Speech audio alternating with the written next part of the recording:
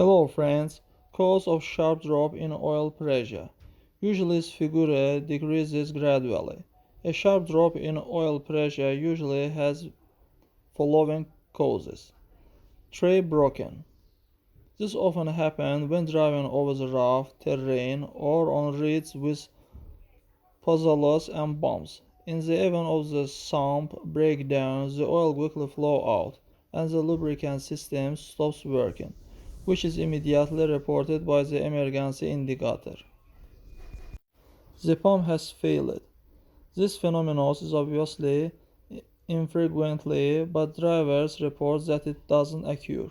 Modern cars will immediately report the problem with the help of indicator, and on older models you have to listen to how the engine is running.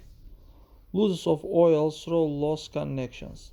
With poor quality assembly of the engine or the installation of low quality spare part in it, there are gaps between the individual elements. It shows that the engine oil flows out. The pressure drops significantly, although not as rapidly as during the breakdown of the pan. A leak is easily noticed after the car is packed. Oil stains are visible in the place where it has been stained for some time. That's all guys, subscribe to our channel, put like, and don't forget to put a bell so as not miss new video on the channel.